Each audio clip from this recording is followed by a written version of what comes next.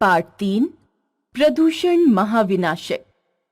प्रस्तुत निबंध में वर्तमान समय की सबसे बड़ी समस्या प्रदूषण के प्रभाव और उसके दुष्प्रभावों को प्रस्तुत किया गया है।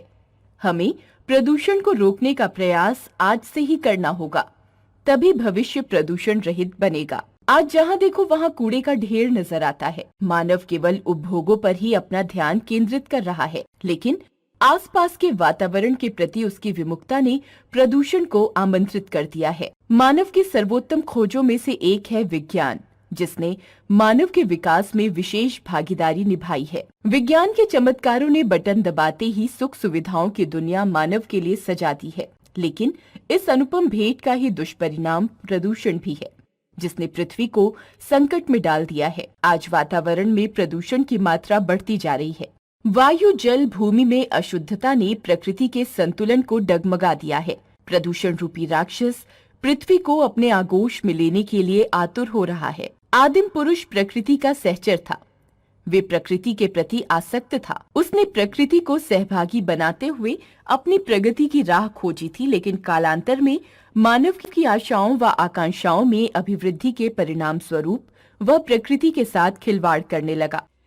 अपनी विजय और विकास की यात्रा में वो प्रकृति के उपकारों को भूलकर उसका शोषण और दोहन करने लगा, जिसके परिणाम स्वरूप प्रकृति का संतुलन बिगड़ने लगा और पर्यावरण संकट उत्पन्न हो गया है। जनसंख्या की वृद्धि, वनों की कटाई, उद्योग धंधों का विकास, अनावश्यक वस्तुओं का अंबार, कूड़े कचरे का ढेर, अस्वस्थकारी चीजों का उपभोग आज पर्यावरण प्रदूषण के प्रमुख कारण बन गए हैं। मनुष्यों ने सुखों की पूर्ति हेतु जहां एक ओर वनों को उजाड़ा और वन्य जीवन को विनष्ट किया है, वहीं प्लास्टिक के सर्वाधिक उपयोग ने आज कचरे के महल खड़े कर दिए हैं, जो न तो विनष्ट किए जा सकते हैं और न ही वातावरण के लिए स्वस्थकारी सिद्ध हो सकते हैं। आज प्लास्टिक के खिलौने, बर्तन, मोबाइल, कुर्सियां, मेजें, वॉशिंग मशीन, थैलियां आदि अनेकानेक वस्तुएं प्लास्टिक से ही बनी हुई हैं। आज नदियां नाले में परिवर्तित हो गई हैं। फैक्ट्रियों का रासायनिक मलबा, घरों का मैल, शहरों की नालियों का पानी आदि नदियों को प्रदूषित कर रहे हैं। जल को जीवन कहा जाता है, लेकिन मानव ने अपनी स्वार्थ सिद्धि के लिए पेयजल को भी संकटग्रस्त कर दिया है। भूमिगत जल की अत्यधिक उपयोगिता ने इस संकट को और भी बढ़ा दिया है। जल की भांति वायु भी दूषित हो गई है।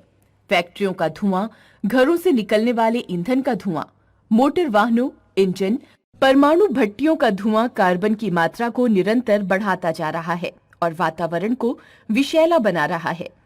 ये विषैली गैसें मनुष्य के शरीर में पहुंचकर हानि पहुंचाती हैं। वायु प्रदूषण ने सांस संबंधी रोगों जैसे अस्थमा, फेफड़ों का कैंसर आदि अनेक रोगों को उत्पन्न कर दिया है। वनों की अंधाधुंध कटाई ने विषैली गैसों के संकट को गहरा दिया है। आज मौसम अनिश्चित हो गए हैं। कहीं अनावृष्टि अकाल लाती है तो अतिवृष्टि बाढ़ की स्थिति ले आती है।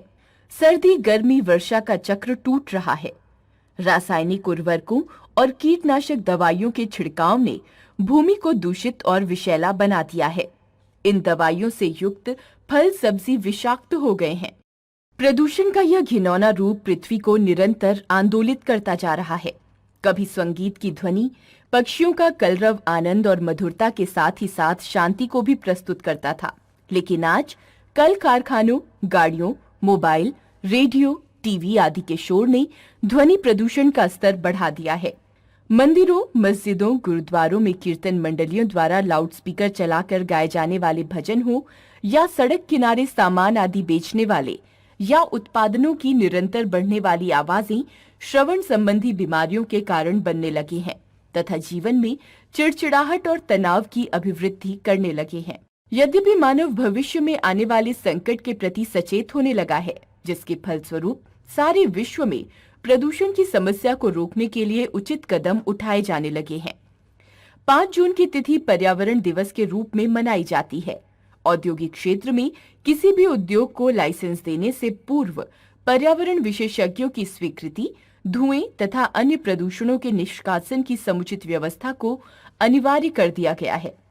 विषैले पदार्थों, कूड़ा कचरा आदि को नदियों व जलाशयों में प्रवाहित होने से रोका जा रहा है। सरकारी व निजी संस्थानों द्वारा संचालित अनेक कार्यक्रमों के माध्यम से देश की जनता को जागरूक किया जा रहा है।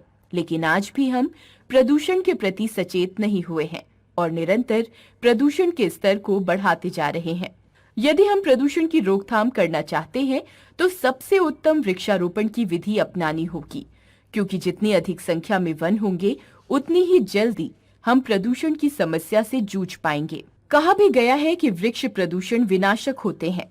पर्यावरण को विकृत व दूषित करने के लिए हम मानव ही उत्तरदायी हैं और हमें ही इस समस्या को दूर करने के उपाय सोचने होंगे। प्रकृति के लिए हानिकारक चीजों का उपयोग बंद करना होगा, जैसे कि पॉलीथीन या प्लास्टिक का उपयोग।